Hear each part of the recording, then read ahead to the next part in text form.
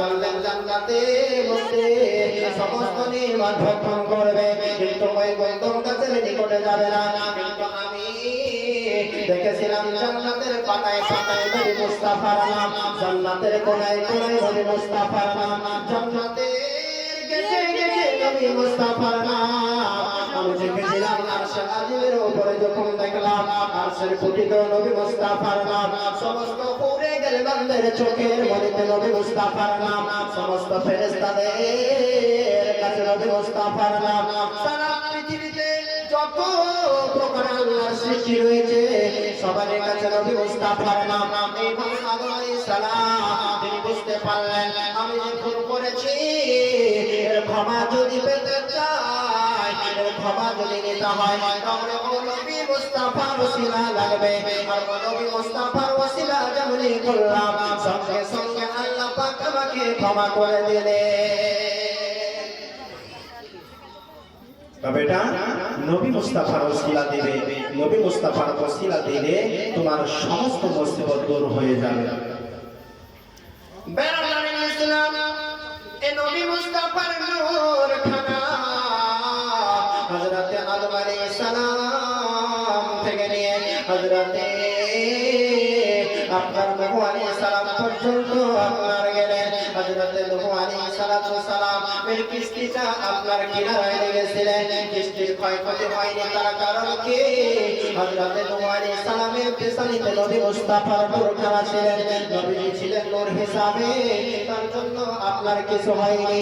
বেরাদার ইসলাম এইভাবে হযরতে ইব্রাহিম আলাইহিস সালামের কাছে ও নবীর নূর খানা আপনার চলে গেল।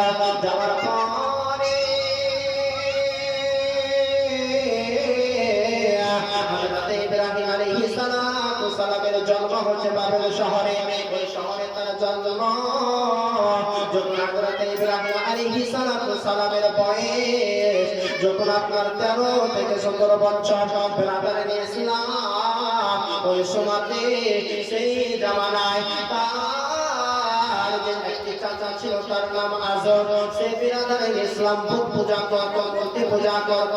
আর ওই পাথরকে কেটে কেটে কেটে কেটে কেটে কেটে তারা তাকে খোদা দাবি করত। বেরাদার ইসলাম এইভাবে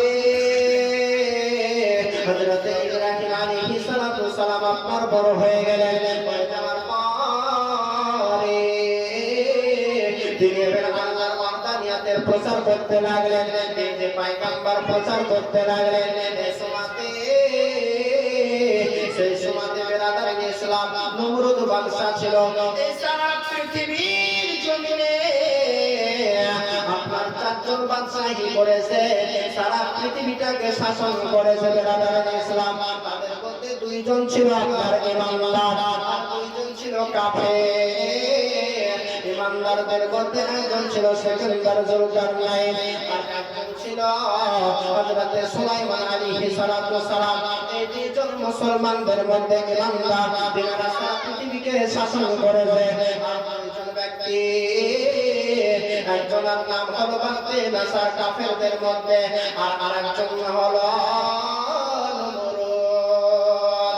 এই নমরুদ বাদশা সারা পৃথিবীকে শাসন করেছিল বেরাদার ইসলাম।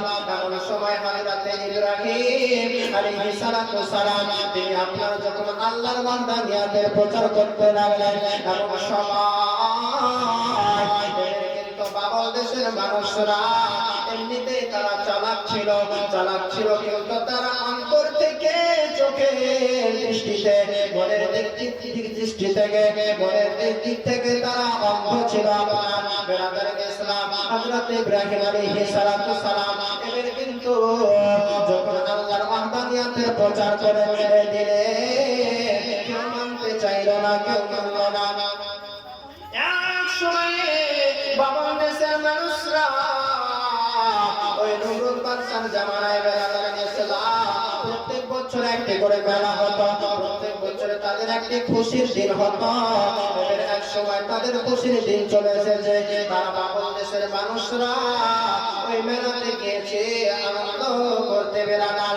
এমন সময় হযরত ইব্রাহিম আলাইহিস সালাম তিনি আপনার আছে, এবারে তিনি কি করলেন, ওই আপনার কাফের ব্যক্তি যারা যারা মূর্তি পূজা করে, যারা আল্লাহকে বাদ দিয়ে আল্লাহকে খোদা বলে মানে না, আল্লাহকে মাবুদ বলে মানে না, তারা পাথরকে মাবুদ বলে মানে, তারা পাথরকে খোদা বলে মানে, তারা এবার ওই মেলাতে চলে গিয়েছে। হযরত ইব্রাহিম আলাইহিস সালাতু ওয়াস সালাম তিনি কিন্তু এবার আপনার ওই ভিতরে চলে গেলেন। যাওয়ার পরে দেখতেছে আপনার সমস্ত বুতগুলার সামনে, সমস্ত মূর্তির সন্নিকটে অনেক খাবার রয়েছে। খাবারগুলোকে আলাদা প্রসাদ, ওই প্রসাদ দেখতে পেলাম হযরত ইব্রাহিম আলাইহিস সালাতু ওয়াস সালাম হাতে একটা ফল নিয়ে চলে গেলেন। যাওয়ার পরে ওই মূর্তিগুলোকে বলতেছে, মূর্তি ও তোমরা কি করতেছো? খাও, তোমাদের সন্নিকটে খাবার রয়েছে, তোমরা খেছো না কেন? তোমরা খেছো না কেন? এই সময় যখন এই কথা বলার পরে মূর্তিগুলা কি বলতে পারবে?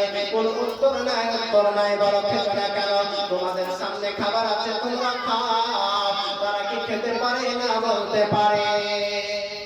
মূর্তির সন্নিকটে যাওয়ার পরে ইব্রাহিম বলছে, খাও, তোমাদের সন্নিকটে প্রসাদ আছে, খাও, খেছো না কেন? কোনো উত্তর নাই। হযরত ইব্রাহিম আলাইহিস সালাম এবারে বড় কানানি সমস্ত মূর্তিগুলোকে ভেঙে দেওয়া হলো। ভেঙে দেওয়ার পরে সমস্ত মূর্তি ভেঙে দেওয়ার পরে ওই বড় মূর্তিটার সামনে, বড় মূর্তিটার গলাতে আপনার ওই কুলোটা লটকে দিয়েছে। হযরত ইব্রাহিম আলাইহিস সালাতু ওয়াস সালাম তিনি চলে আসলেন। আসার পরে ওই বাবর শহরের মানুষরা